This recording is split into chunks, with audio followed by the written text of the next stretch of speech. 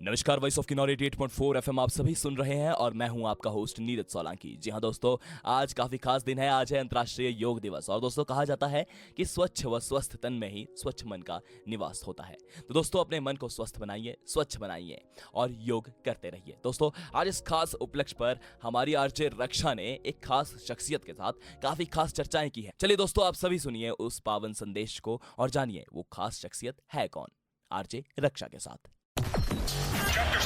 आप सुन रहे हैं voice of Kinnaur 88.4 FM. 88.4 FM voice of Kinnaur आपने ट्यून इन किया है। शो चल रहा है अलबेली शाम और मैं हूँ रक्षा आपके साथ। आज मैं अकेली नहीं हूँ, अलबेली शाम में कोई है मेरे साथ जो पैशनेट है ट्रैवल के लिए और योगा के लिए। मेरे साथ है mister Puneet Sharma, expedition leader at La Himalaya expedition. Sir, first of all very very welcome to our show and voice of Kinnaur. Thank you so much, thank you.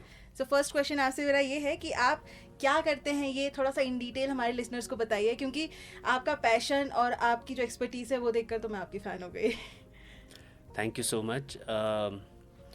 I am born and brought up in Shimla. मैं शिमला में पैदा हुआ और मुझे बचपन से ही घूमने फिरने का काफ़ी ज़्यादा शौक था। हाँ जी। During my college I was guide for French foreigners in Shimla. Okay. तो somehow I got in touch with somebody in Manali. तो जब मैं कॉलेज करता था तो कॉलेज के साथ साथ मैं गाइड भी था फ्रेंच फॉरनर्स के लिए। पर उस समय मुझे कोई ऐसी उम्मीद नहीं थी कि मैं अपना कुछ काम करूँगा, वो भी ट्रैवल में, हिमाचल में ही। फिर उसके बाद after my MBA I joined corporate sector. मैं हिंदुस्तान यूनिलीवर में 2 साल लगाए। फिर मैंने इंश्योरेंस इंडस्ट्री ज्वाइन की and then one fine day मैं अपने आप से पूछ रहा था कि अगर ऐसे ही चलता रहा तो मैं कहाँ पहुँचूँगा। और ये सोचते सोचते मैंने फिर डिसाइड किया कि I will quit the job and I came back to Shimla in 2015। And मेरे एक बहुत ही क्लोज़ फ्रेंड हैं, he is also my mentor, mister Sanjeev Dogra, जो टेथीज़ स्की रिज़ॉर्ट है नारकंडा में और टेथीज़ रिज़ॉर्ट है कसौली हिल्स में, उसके ओनर हैं। तो हम दोनों ने एक बार ब्रिटिश नेशनल्स के साथ मैं उनके साथ मतलब ट्रैवल किया था लद्दाख और पूरा स्पीति रीजन। तो वो मुझे कहते थे कि जॉब में क्या करेगा, you should leave the job and join me and we will establish a travel company. और फिर 2015 में मैंने फिर उनको कॉल किया एंड उनके साथ मैंने ज्वाइन कर लिया। आई स्टार्टेड प्रमोटिंग रिजॉर्ट्स और उस समय पे वो करवाते थे स्नो ड्राइव नारकंडा में। तो वो स्नो ड्राइव करते करते फिर एक दिन हमें ऐसे ही मुझे विचार आया कि हम क्यों ना स्पीति चलें विंटर्स में, कैसा होगा। तो बस वो 5 मिनट में हमारा डिसीजन हुआ कि हम स्पीति जाएंगे। रैंडमली मैंने किसी को गुजरात में कॉल किया और कहते हैं ना जब चीज़ें होनी होती हैं तो वो हो जाती हैं। और करते करते हम 32 लोग, 16 गाड़ियाँ, 2017 फरवरी, आई थिंक 5 या 6 फरवरी थी, हम स्पीति के लिए निकल पड़े नारकंडा से। एंड सिंस देन मैं स्पीति विंटर्स में 75 से ज़्यादा टाइम्स जा चुका हूँ, ओनली इन विंटर्स। तो it is the love for the mountains which you know and the hospitality of people in the Himalayas जो मुझे बार बार वहाँ ले जाती है। And now we are established private limited company in the name of La Himalaya, जिसमें हम गुजरात, कर्नाटका, महाराष्ट्र, ये हमारी सबसे बड़ी मार्केट्स हैं और हम लोगों को घुमाते हैं। It's we do only self driving expeditions. तो लोग अपनी गाड़ियाँ लेकर आते हैं। अब क्योंकि इकॉनमी बढ़ रही है, लोगों के पास पैसे भी हैं और कुछ ऑपरेटर्स हैं जिन्होंने अपनी सेल्फ ड्राइव गाड़ियाँ खरीद के रखी हैं दिल्ली और चंडीगढ़ में। तो वो लोग जो दूर से आते हैं वो उनसे रेंट पे गाड़ियाँ ले भी लेते हैं। तो मैंने हमेशा सुना है हमारे बड़ों से, हमारे आसपास में, कि घूमने फिरने में क्या लिखा है, साधना में, पढ़ा और पूजा में मन लगा लो। लेकिन आपसे बात करके ऐसा लगा कि पूजा, रिलीजन और हमारी स्पिरिचुअलिटी और हमारा ट्रैवल हम दोनों मिलकर कर सकते हैं और उसमें इंसान खुश रह सकता है। मैं आपको देख सकती हूँ कि आपकी जो नॉलेज है वो स्पिरिचुअलिटी को तो लेकर आती है, लेकिन जितना आप ट्रैवल कर चुके हैं वो तो अलग ही एक्सपीरियंस है, राइट? एब्सोल्युटली। जो जितने तरीके के लोग हमारे साथ ट्रैवल करते हैं, डिफरेंट बैकग्राउंड्स के, डिफरेंट कल्चर्स के। अभी रिसेंटली तो मेरे साथ 5 फॉरेनर्स भी थे, 3 from south Africa, 1 from Australia and 1 from Bahrain. तो मतलब और जैसे वी वेंट टू पांगी तो वो उन लोगों की आंखों में लिटरली आंसू थे, और उनकी मतलब उनके लिए हिमाचल प्रदेश नहीं था वो, उनके लिए उनका एक ही थॉट था कि हाउ ब्यूटीफुल इंडिया इज़, कि हमने तो ऐसे कभी सुना ही नहीं या देखा ही नहीं कि इंडिया ऐसा भी है। तो उससे अच्छा लगता है, और आप सीखते हो, लोगों से मिलते हो। मतलब I have some very very high profile clients who travel with me, very high profile. एक तो he is the 77th richest Indian. तो उनके साथ ये देखने को मिलता है कि पैसा होने के बावजूद भी, या इतने बड़े लेवल पे होने के बावजूद भी, लोग कैसे बिल्कुल मॉडेस्ट रहते हैं, हम्बल रहते हैं, और एक कितनी रिस्पेक्ट करते हैं जो छोटे से छोटा भी आदमी जो उनको सर्व कर रहा है उसकी। तो ये कल्चर है हमारे देश का, जो मुझे दिखता है, और जो मेरे साथ ट्रैवल करते हैं उन्हें भी दिखता है। आई मस्ट से, मैं भी कहने भी वाली थी कि आप बिलीव करते हैं शायद इसमें कि मेरी नज़रों से देखो, इसमें बिलीव नहीं। मैं चलो आपको अपनी नज़रों से दिखाता हूँ, एंड आप खुद देखो, खुद विटनेस करो उस चीज़ को। बिल्कुल बिल्कुल, beauty of India and culture of India. Absolutely. So मैंने सुना है लोग, मोस्टली मैं भी कहती हूँ, योगा से ही होगा, फिटनेस हो चाहे कोई बीमारी हो, योगा शुरू कर दो, ये सब। तो इसमें कितनी सच्चाई है और क्या फैक्ट्स हैं योगा के? पहली बात तो ये समझना ज़रूरी है कि योग का मतलब क्या है। योग का मतलब है जुड़ना। किस चीज़ से? योग का मतलब है जुड़ना अपने आप से, अपनी अंतर आत्मा से। देखिए, हम जीवन में पैदा होते हैं और एक दिन हम चले भी जाते हैं, और उस सारे प्रोसेस में हम बहुत कुछ इकट्ठा करते हैं, धन दौलत, रिश्तेदारी, सब कुछ इकट्ठा करते हैं। बट हम भूल जाते हैं कि वो एक दिन सब छूट जाना है। तो हमारे साथ फिर चलेगा क्या, और परमानेंट क्या है? I always say leave the temporary and look for the permanent. So everything, ये सांसें भी टेम्परेरी है, ये शरीर भी टेम्परेरी है, ये जो हम कहते हैं कि मेरा बच्चा या मेरी बीवी या मेरी गर्लफ्रेंड या मेरा भाई, मेरी माँ बाप, ये सब टेम्परेरी है। So this is all going to end. तो yoga is not just asanas. योग जो है वो महर्षि पतंजलि ने 8 फोल्ड पाथ ऑफ योगा के बारे में डिस्कस किया है, जिसमें सबसे पहले आते हैं यम। तो अगर कोई आसन नहीं कर रहा है पर 5 यमास को फॉलो कर रहा है, मतलब कि 5 रेस्ट्रेंट्स, जैसे सबसे पहले उसमें आता है अहिंसा, जो अहिंसा को फॉलो कर रहा है। सत्य, अस्तेय, अस्तेय का मतलब होता है चोरी करना। जैसे हम किसी और का क्रेडिट भी चोरी कर लेते हैं, वो भी अस्तेय है। मतलब मैं अपने कॉर्पोरेट में काम कर रहा हूँ, मेरे सबॉर्डिनेट ने कुछ अच्छा आइडिया दिया, पर मैंने वो अच्छा आइडिया उसका चुरा के आगे ये बोला कि मैंने दिया है। सो दिस इज़, आप यम फॉलो नहीं कर रहे हैं अगर आप किसी और का आइडिया भी चोरी कर रहे हैं। Forget about the material things. तो अहिंसा, सत्य, अस्तेय, ब्रह्मचर्य, कि जो मैंने डिसिप्लिन बना लिया है लाइफ में, मैं उसको फॉलो करूँगा। और लास्ट में अपरिग्रह। अपरिग्रह आजकल बहुत चल रहा है वेस्टर्न वर्ल्ड में भी, जिसको बोल रहे हैं मिनिमलिज्म।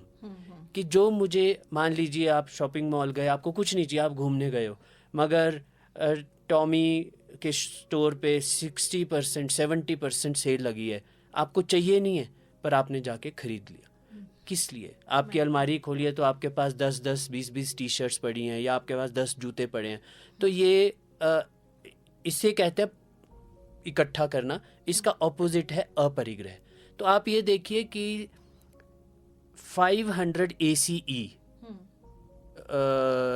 BCE से लेके 1300 ACE के बीच में पतंजलि जी ने लिखकर हमें ये दे दिया कि ये 5 जो हैं इनको फॉलो करिए। अहिंसा, सत्य, अस्तेय, ब्रह्मचर्य, अपरिग्रह। उसके बाद आते हैं नियम। नियम है शौच, सबसे पहले सफाई, सिर्फ शरीर की नहीं, अपने थॉट्स की भी। शौच, संतोष, मतलब जो प्राप्त है वो पर्याप्त है। शौच, संतोष, तप। कि तप क्या है? फॉर एग्जाम्पल, आपने अपने आप को फिट रखना है और आपने डिसाइड किया है कि आप सुबह उठ के साइकिलिंग जाएंगे, योगा करेंगे या फिर जिम जाएंगे, पर 5 बजे का आपने अलार्म लगाया है, पर 5 बजे आप उठ नहीं पा रहे हैं, आप उठ रहे हैं 6 बजे। तो तप है ये 5 बजे उठना, ठीक है। शौच, संतोष, तप, स्वाध्याय। स्वाध्याय का मतलब होता है, एक मतलब ये है कि हमारे जो स्क्रिप्चर्स हैं उनको पढ़ना, कि क्या लिखा है, जैसे भगवद गीता, रामायण या फिर पतंजलि योग सूत्र, उसमें क्या लिखा है, पढ़ना, अध्याय करना, और खुद को भी समझना। कि मैं कौन हूँ, मेरा धर्म क्या है। धर्म नॉट एज इन हिंदू, मुस्लिम, सिख, ईसाई। धर्म एज इन अगर मैं एक मेल रूप में पैदा हुआ हूँ, जिस कम्युनिटी में पैदा हुआ हूँ, या मेरा जो एज ए इंसान पैदा हुआ हूँ, तो मेरा सबसे बड़ा धर्म क्या है। तो भगवद गीता के अनुसार हमारा एक इंसान जो पैदा होता है उसका सबसे बड़ा धर्म है दूसरे की सेवा करना। और वो दूसरा कौन है? वो जो मेरे सामने इस वक्त खड़ा है, वो दूसरा। वो चाहे मेरा बेटा है, चाहे मेरी वाइफ है, चाहे मेरी माँ है, चाहे वो अगर मैं बस में ट्रैवल कर रहा हूँ तो साथ में कोई बैठा है, चाहे वो है, जहाँ पे मैं अभी हूँ उस वक्त मेरे सामने जो है उसकी सेवा। How can I help the other person who is right in front of me. और इन सब का जो आखिरी नियम है वो सबसे बड़ा है। और अगर आपसे बाकी कुछ नहीं हो रहा, सिर्फ आपने उसको फॉलो कर लिया, तो भी आपका जीवन सुखमय रहेगा। वो है ईश्वर प्राणी धान। यानी कि मैं अपना सर्वस्व ईश्वर को समर्पित करता। मेरा तन, इनफैक्ट मेरी तो ये प्रेयर है कि आपका ये तन, आपका ये मन, आपका सारा धन, आपके सारे कर्म, उनके सारे फल, मेरा, मैं और मेरे का भाव, सभी कुछ हे प्रभु आपके चरण कमलों में संपूर्ण समर्पण कर अर्पित करता हूँ। तो हमारा कुछ भी नहीं है। आप छोटी सी बात देखिए, मैं आपसे एक सवाल पूछता हूँ, क्या आप ये सांस अभी जो आपको आ रही है ये आप ले रहे हैं कि ये आ रही है? नेचुरल हो रहा है ना? तो आपका क्या रोल है उस पे? जब मुझे ऐसा लगता है कि ब्रीदिंग हैवी हो रही है, तब मेरा रोल स्टार्ट होता है कि I should take breath heavy nicely. Otherwise naturally हम ये भूल भी जाते हैं कि हम सांस ले रहे हैं। Yes. और हालांकि जब किसी की मृत्यु होती है तो हम कहते हैं उसके प्राण चले गए। तो देखिए प्राण कितने इम्पोर्टेंट है। पर ये हो रहा है, ये हम कर नहीं रहे हैं, ये हो रहा है। सो यम नियम, फिर आते हैं आसन, जो हम कहते हैं ये सूर्य नमस्कार, जो भी हमारे आसन हैं। आसनों के बाद जब हम आसन करने लगते हैं, पहले नियम अगर हमने यम और नियम फॉलो कर लिए तो हम काफ़ी हद तक योगा के मार्ग पे हैं। हमें अपने एक अंदरूनी शांति हमेशा रहेगी। जो लोग चोरी नहीं करते या किसी और का क्रेडिट नहीं लेते, या फिर जो लोग पीसफुल रहते हैं, उनको नींद कितनी अच्छी आती है। ठीक है, तो यम नियम फिर आसन। आसनों से हमारा शरीर जो है फ्लेक्सिबल होता है। जब हमारा शरीर फ्लेक्सिबल होता है तो हमारा दिमाग भी फ्लेक्सिबल होना शुरू हो जाता है। उसके बाद जब हम प्राणायाम करते हैं तो प्राणायाम, प्राणों पर control. The moment we start doing pranayama, धीरे धीरे हमारी जो ये सेंसेस हैं जिनकी वजह से हम इस धरती पर फंसे हुए हैं, अट्रैक्शंस हैं, ठीक है, ये सेंसेस हमारी कंट्रोल में आना शुरू हो जाती हैं। जैसे मैं आपको बताता हूँ, मैंने 2021 में सीरियस प्राणायाम, कोविड के बाद सीरियस प्राणायाम योगा जब शुरू किया, तो 21, 22 और 23 में मेरे में खुद में इतने सारे चेंजेस आए। फ्रॉम टारगेट ओरिएंटेड पर्सन कि मेरे को ये भी करना है, ये भी करना है, ये भी करना है, आई वॉज वेरी मच काम and composed in my own life. और ऐसा नहीं है कि अब मैं ग्रो नहीं कर रहा हूँ, चीज़ें खुद हो रही हैं।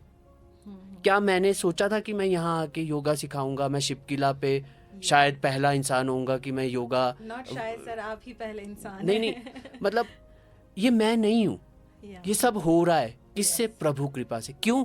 क्योंकि मैंने कंप्लीटली सरेंडर कर दिया है। ठीक है, तो आसन और प्राणायाम करने से आपके सेंसेस आपके कंट्रोल में आती हैं। प्राणायाम के बाद आता है प्रत्याहार। प्रत्याहार का मतलब होता है विड्रॉल ऑफ सेंसेस, जो मैंने आपको समझाया कि आपको फिर आप चुनना शुरू कर देते हो कि ये मेरे हित में है, ये मेरे हित में नहीं है। आपने देखा होगा कि कई बार हम चल रहे होते हैं, हमें, मान लो आप बिजनेसमैन हैं और आप बिल्कुल ठीक है आपकी लाइफ में सब कुछ, सडनली आपके पास एक अपॉर्चुनिटी आएगी कि यार वो फलानी जगह वो प्लॉट जो है ना वो 50% प्राइस पे बिक रहा है। हाँ जी। और आपको पता है कि आपको नहीं चाहिए, पर जस्ट बिकॉज वो सस्ता बिक रहा है आप उसको लेने के लिए चले जाते हैं। और कई बार मैंने ऐसा देखा है कि उस चक्कर में आप फंस जाते हैं। अब ऑन दी अदर हैंड, जिसका प्रत्याहार, प्राणायाम का प्रत्याहार सध गया है, वो इंसान उसको मना कर देगा कि क्या मुझे ज़रूरत है। वो सवाल अपने आप से करेगा, उसको आंसर आएगा नहीं, उसको बोलेगा नहीं। वो किसी और की हेल्प कर देगा, कोई ढूंढ रहा होगा तो उसको बोलेगा भाई सस्ता मिल रहा है तू ले ले। सो प्रत्याहार, उसके बाद आती है धारणा। धारणा का मतलब होता है कॉन्सेंट्रेशन, कि आप बैठ के, जैसे रात को, ये ज़रूर सबको करना चाहिए, ये आप ज़रूर शेयर करिएगा इस रेडियो के माध्यम से, कि धारणा रोज रात को सोने से पहले और सुबह उठते ही आप पीठ सीधी करके, चाहे चेयर पे बैठिए, चाहे अपने बेड पे बैठिए, चाहे फ्लोर पे बैठिए, और आंखें बंद करके, प्रेफरेबली हाफ क्लोज्ड, किसी भी एक अपने ऑब्जेक्ट ऑफ डिवोशन के ऊपर फोकस करिए। जैसे कोई मूर्ति या कोई कैंडल की लाइट, या फिर कोई फूल, या फिर कोई विचार, या कोई मंत्र, या कोई ओम, कुछ भी। और घबराइए मत, आपके दिमाग में बहुत सारे विचार आएंगे, आने दीजिए उनको, जाने दीजिए। अपने आप को बोलिए, हट, अभी मुझे नहीं सोचना है, मैं आई एम फोकसिंग ऑन ओम, या जो भी आपका ऑब्जेक्ट ऑफ डिवोशन है, उस पे आप करिए। जब आप धारणा ज़्यादा समय तक करने लग पड़ते हैं तो खुद ब खुद क्या होता है, मेडिटेशन हो जाती है। मेडिटेशन करके नहीं होती, meditation is a result of concentration. जब मेडिटेशन होती है तो आपको खुद भी नहीं पता होता है कि आप कहाँ हो, और इससे क्या होता है, धीरे धीरे आपकी इंट्यूटिव पावर स्ट्रांग होती है, you are able to make good decisions in your life. So धारणा, ध्यान, और एंड में होती है समाधि। So this is the 8-fold path of Patanjali yoga sutras which he gave us. और मैं ये समझता हूँ कि ये फॉलो करना बहुत ईजी है लाइफ में। बहुत चाहे आप कॉर्पोरेट में हैं, चाहे आप जहाँ भी हैं, जो भी काम कर रहे हैं, it helps a lot. May be लोग जो सुनेंगे वो ज़रूर फॉलो करेंगे, क्योंकि आपने जितने अच्छे से एक्सप्लेन किया है वो अभी तक मुझे भी उसकी थ्योरी नहीं मिली है कहीं से। Well sir, next is disease पर योगा कितना इफेक्ट करता है। लोग मेडिकेशन ड्रॉप कर देते हैं योगा के वजह से, कि हम योगा करेंगे ना तो ठीक हो जाएंगे, दवाइयाँ खाने से कुछ नहीं होता, तो उसमें कितनी सच्चाई है? देखिए, योगा जो है ना, वो आपको दवाइयों से दूर रखता है जी। मतलब दवाइयों से दूर, ये भी मैं गलत बोलूँगा। योगा जो है वो आपको फिट रखता है, मेंटली एंड फिजिकली। तो अगर आप मेंटली और फिजिकली फिट हैं और अगर आप खुश हैं हमेशा, तो पहली बात, आपको कोई बीमारी होगी ही नहीं।